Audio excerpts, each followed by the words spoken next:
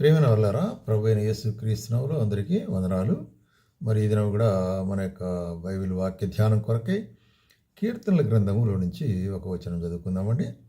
కీర్తనల గ్రంథము 63వ అధ్యాయము 7వ వచనం. నీవు నాకు సహాయకుడు ఇంటివి, నీ రెక్కల చాటున శరణుజొచ్చి ఉత్సాహధ్వని చేసేదను. కీర్తనకర్త ఏమంటున్నాడు? కీర్తనకర్త దావీదు. కాబట్టి దావీదు ఏమంటున్నాడంటే అరణ్యములో ఉంటున్నాడు. ఏ సందర్భంలో రాసినాడంటే దావీదు అరణ్యములో ఉంటున్నాడు. సౌలు దావీదును తరుముతుంటున్నాడు. దావీదు మీద పగబట్టినాడు సౌలు. అప్పుడు పరిగెత్తుకొని పోయి గుహల్లోనూ కొండల్లోనూ దాచుకుంటున్నాడు. అటువంటి సందర్భంలో దావీదు చెప్పే కార్యం ఏంటంటే దేవుని గురించి, దేవా నీవు నాకు సహాయంగా ఉంటున్నావు కాబట్టి ఇంతవరకు నన్ను భద్రపరిచినావు, సౌలు చేతిలో నుంచి కాపాడినావు. అంత మాత్రం కాకుండా నీ రెక్కల చాటున చొచ్చి ఉత్సాహధ్వని చేసేదను. కాబట్టి ఇన్ని శ్రమల్లో కూడా నీ రెక్కల చాటున అంటే నీ భద్రతలో, రెక్కలు అనేటువంటి దేని చూపిస్తున్నది ప్రొటెక్షన్. కాబట్టి నీ భద్రతలో ఉన్నప్పుడు నేనేం చేస్తాను?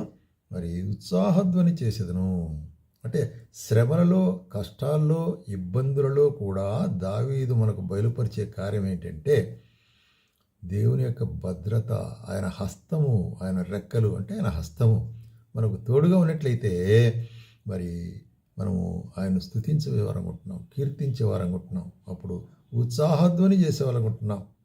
ఆ విధంగా ఉండాలని మరి అందుకొరకే మరి ఇదే 57వ కీర్తనలో కూడా మనం గమనిస్తున్నాం. 57వ కీర్తన 1వ వచనం.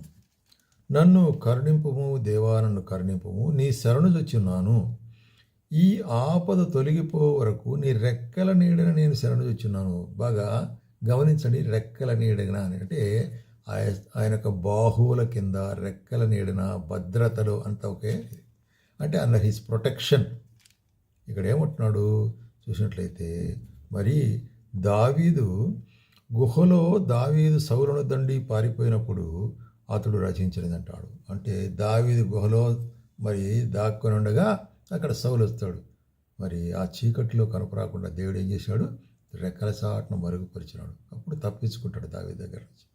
కాబట్టి ఇక్కడ మనకు గమనించాల్సిన కారణం ఏమిటంటే ఏ సందర్భంలో ఏ విధముగా దేవుడు మనం భద్రపరుస్తాడు అనేటువంటిది ఏదైనప్పటికీ కూడాను ఆయన బాహు, ఆయన రెక్కలు తోడుగా ఉంటే మనకు ఆశ్రయముగా ఉంటుంది అనేటువంటి కార్యము, భద్రత ఉంటుందనే కార్యాన్ని మనం మర్చిపోకూడదు. అదే 91వ కీర్తనలో కూడా మరి మోషే రాస్తుంటున్నాడు. మోషే ఏం రాస్తాడంటే మహోన్నతుని చాటు నివసించువాడే సర్వశక్తిని నీడను విశ్రమించువాడు, ఆయనే నాకు ఆశ్రయమును, నా కోట, నేను నమ్ముకున్న నా దేవుడు అని యెహోవాను గురించి చెప్తున్నాను. కాబట్టి మోషే రాసినటువంటి కీర్తనలు కూడా ఏమంటాడంటే మహోన్నతుడైన దేవుడు, ఆయన అందరికంటే అధికమైనది, అధికుడైనటువంటి దేవుడు, మహోన్నత స్థలంలో నివసించు మహోన్నతుడైన దేవుడు అనేటువంటిది మన దేవునికి పేరు. అటువంటి మహోన్నతుని దేవుని చాటున అంటే ఆయన భద్రత కింద, లేకపోతే ఆయన నీడలో కదా, ఆయన నీడలో మనం ఉన్నట్లయితే ఏముంటుందట? మరి మనకు విశ్రాంతి దొరుకుతుందంట. ఆయన నీడను విశ్రమించే వాళ్ళం ఉంటున్నాం. ఎటువంటి సందర్భాల్లో అంటే మరణాపాయ సందర్భంలో కూడా వేటగాని ఉరిలో నుంచి ఆయన తప్పించునంటాడు. వేటగాడంటే ఒకటి సాతాను మనకు ఉరి ఒగ్గుతాడు. అన్ని సందర్భాల్లో మనం నాశనం కావాలని అయితే దేవుడు ఆశ్రయం ఉన్నట్లయితే ఆయన భద్రత మనం చూపించేవాడుగా ఉంటున్నాడు. అందుకొరకు 121 కీర్తనలు కూడా మరి ఇక్కడ చెప్పబడే కార్యం ఏంటంటే 4వ వచనము 5వ వచనములో యెహోవా నిన్ను కాపాడువాడు, నీ కుడి ప్రక్కన యెహోవా నీకు నీడగాను, పగలు ఎండ దెబ్బైనను నీకు తగులదు, రాత్రి వెన్నెల దెబ్బైనను నీకు తగులదు. ఏ అపాయం రాకుండా నిన్ను యెహోవా కాపాడును. కాబట్టి మన దేవుడు కాపాడుతాడు. ఆయన రెక్కల నీడన మర్చిపోదు. కాబట్టి ఆయన రెక్కల నీడ మనకేముంటున్నది? ఆశ్రయం ఉంటున్నది, మనకేముంటుంది? భద్రత ఉంటున్నది. ఆయన ఎక్కడలే మనకేముంటుంది? విశ్రాంతి ఉంటున్నది అనే కార్యాన్ని మనం జ్ఞాపకం చేసుకోవాలి. అట్లాగే మనం గమనించినట్లయితే మరి యెషయా గ్రంథము 25వ అధ్యాయము 4వ వచనంలో ఏమంటాడంటే ఇక్కడ యెషయా గ్రంథము 25వ అధ్యాయం 4వ వచనములో కాబట్టి బలిష్ఠులైన జనులు నేను గణపరిచెదరు, భీకర జనముల పట్టణస్థులు నీకు భయపడరు. 3వ వచనం చదువుతాను. భీకరుల ఊపిరి గోడకు తగిలి గానివాలవలే ఉండగా నీవు బీదలకు శరణ్యముగా ఉంటివి. దరిద్రులకు కలిగిన శ్రమలో వారిని శరణ్యముగాను, గాలివాన తగులకుండా ఆశ్రయముగాను, వెట్ట తగులకుండా నీవు నీడగా ఉంటివి అంటాడు. యెషయా చూసినట్లయితే దేవుడు మరి ఎటువంటి వారికి సహాయం ఉంటున్నాడంటే మరి బలిష్ఠుల యొక్క కార్యం నుంచి దీనులైన వారిని కాపాడేవాడుకుంటున్నాడు, బీదలకు శరణముగా. కాబట్టి ఆత్మ విషయమై దీనులైన వారు ధనుడు, పేదలైన వారు ధన్యుడు. కారణం ఏంటంటే ఆయన వారికి తోడుగా ఉండేవాడుకుంటున్నాడు అనమాట. ఆయన ఆశ్రయంగా ఉండేవాడుకుంటున్నాడు. అందుకొరకు ఏమంటాడంటే గాలివానకు ఆశ్రయం. గాలివాన తగిలినప్పుడు మరి చూసినట్లయితే పక్షులన్నీ కూడా అట్లాగే వారి యొక్క గూళ్ళల్లో పోతాయి. అట్లాగే పెద్ద పెద్ద పక్షులు మరి చూసినట్లయితే కొన్ని వాటి రెక్కల చాటున పిల్లల మరి దాచుకుంటాయి. అటువంటి విధంగా దేవుడు మరి భద్రపరిచేవాడు మనల్ని ఉంటున్నాడు అన్నమాట. కాబట్టి ఆయన భద్రత అదే 32వ వచనంలో అధ్యాయంలో కూడా మనుష్యుడు గాలికి మరుగైన చోటు వలను ఎవరు ఆలకించుడి, రాజు నీతిని బట్టి పరిపాలన చేయును, అధికారులు న్యాయాన్ని బట్టి ఏలుదురు అని దేవుడు చెప్తుంటున్నాడు యెషయాకు చెప్తుంటున్నాడు ఇశ్రాయేలుకు. మనుష్యుడు గాలికి మరుగైన చోటు వలను, గాలివానకు చాటైన చోటు వలన ఉండును. కాబట్టి మన దేవుడు ఆయన రాజు, ఆయన పరిపాలన చేస్తే, ఆయన అధికారం చేస్తే, ఆయన అధికారంలో ఏముంటుందంట? మరుగైన చోటుగా ఉంటుంది. గాలికి మరుగైన చోటు వలె. గాలిలో లేకపోతే ఈ శ్రమలు కష్టాలంటే గాలి పెను తుఫాన్లో మనము గాలిలో దీపంలో ఎప్పుడో ఆరిపోతాం. అయితే దేవుడు ఏం చేస్తున్నాడు? మన చుట్టూ ఏముంచుంటున్నాడు? ఆయన తన హస్తాలు ఉంచిన వాడుకుంటున్నాడు. మరుగైన చోటుగా, ఎండిన చోట నీళ్ళ కాలువలే ఆయన మనం చేస్తుంటున్నాడు కదా. దాహంతో కదా మరి మనం శ్రమించేటప్పుడు అటువంటి సమయంలో ఎటువంటిది దాహము కలిగిన వారికి నీళ్ళ కాలువ దొరికితే అంత సంతోషం అట్లా ఉంటుంది అనమాట. దేవుని యొక్క సముఖం అనేటువంటిది మన పక్షంగా.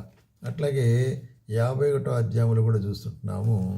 51వ అధ్యాయము మరి యెషయా గ్రంథము 16వ వచనంలో ఏమంటాడు ఇక్కడ చూసినట్టయితే, నేను ఆకాశమును స్థాపించినట్లు భూమి పునాదులు వేయునట్లును, నా జనము నీవేనని సీయోనుతో చెప్పునట్లును, నీ నోట నా మాటలు ఉంచి నా చేతి నీడని నేను కప్పినాను. కాబట్టి దేవుడు తన మాటలు మన నోట్లో వచ్చి మనల్ని కప్పి ఉంటున్నాడు. కాబట్టి ఆయన మాటలు మనలో ఉంచినప్పుడు మనం ఏం మాట్లాడాలనో అందుకొరకే మత్తయి సువార్తలో కూడా చెప్తాడు, రాజుల దగ్గరికి అధికారుల దగ్గర పోయినప్పుడు మీరు ఏం మాట్లాడాలో భయపడాల్సిన అవసరం లేదు. ఎందుకంటే ఆ సమయంలో మీరు ఏం మాట్లాడనే దాన్ని దేవుడు బయలుపరుస్తాడు. ఆయన తన మాటలు మన నోటి నుంచి ఆయనే మాట్లాడతాడు, మనం కాదు. మనం మాట్లాడితే ప్రజలకు ఇష్టం లేదు, మనం మాట్లాడితే ప్రజలు మారరు. అయితే దేవుడు మాట్లాడితే ఆయన మాటలైతే అవి మార్చేటువంటి మాటలు ఉంటాయి. కాబట్టి ప్రియమైన సహోదరి మన జీవితాల్లో కూడా మన యొక్క మరి బోధన పరిచయలో ఎవరి మాట ఉండాలా? ప్రభు యొక్క మాటలు ఉండాల్సి ఉంటున్నది. అందుకొరకే మరి మత్తయి సువార్తలు ఏమంటాడంటే ఇప్పుడు యెరూషలేమును చూసి ఒక మాట చెప్తాడు. యెరూషలేం మత్తయి సువార్త 23:37, యెరూషలేమా యెరూషలేమా, ప్రవక్తలు చంపుచూ నీ ఎద్దుకు పంపబడిన వారిని రాళ్లతో కొట్టుచూ ఉండుదానా? కోడి తన పిల్లలను రెక్కల కింద ఎలాగ చేర్చుకున్నాం అనుకోను, అలాగూ నేను నీ పిల్లలు ఎన్నో మారు చేర్చుకుని ఉంటిని కానీ మీరు వెళ్ళకపోయి. కాబట్టి సహోదరి ప్రేమ వినేటువంటి వారులారా, దేవుడు ఎన్నోసార్లు తన రెక్కల కింద చేర్చుకోవాలా అని అంటే లోబడనలేకపోతున్నారు. కాబట్టి ఆయన స్వార్థ మనం విన్నప్పుడు ఆయన మాటలకు లోబడకుండా తిరుగుబాటు చేసి చూస్తాములే ఇంకొకసారిలే వద్దులే అనేటువంటి వారు ఎంతో మంది ఉంటున్నారు. అయితే నాశనం కలగకుండా ఆయన ఏం చేస్తున్నాడు? మనల్ని కప్పేవాడుకుంటున్నాడు. కాబట్టి నువ్వు నాశనం కలగకుండా కప్పబడి ఆశ్రమ కిందికి రావాలని, అదే ఆయన రక్షణ అనేటువంటి దక్షిణ హస్తము, ఆయన బాహువు, ఆయన రెక్కల చేతిన ఏముంటున్నది? మనకు భద్రత ఉంటున్నది. అయితే యెరూషలేములో ఏమో జరిగినదంటే మరి పాత నిబంధన నుంచి చూసినట్లయితే ఇంకా ఇశ్రాయేలు ప్రజలు తిరుగుబాటు చేస్తున్నారు, లోబడలేని ప్రజలుగా ఉంటున్నారు. అయినా కూడా నేను నిన్ను విడువను, నీ వైపే నా చేతులు. కాబట్టి నీ వైపు నా వైపు అని చూస్తూ నా ప్రియకుమార్తె నా దగ్గరికి రా అని నిన్ను హక్కును చేర్చుకునే దాని కొరకే నిన్ను మరి చూస్తుంటున్నాడు. అయితే తిరుగుబాటు చేస్తావా? అట్లయితే నీకు రక్షణ దొరకదు. కాబట్టి ఆయన ఆహ్వానం మన్నించి ఆయన హస్తాల్లోనికి వచ్చినప్పుడు ఆయన నేను ఆశీర్వదించేవాడుకుంటున్నాడు. ఆ విధంగా ఆశీర్వాదం పొందుటకు ఆయన రెక్కల చాటున మరుగును మనము భద్రత పొందుటకు సహాయం చేయనుగా.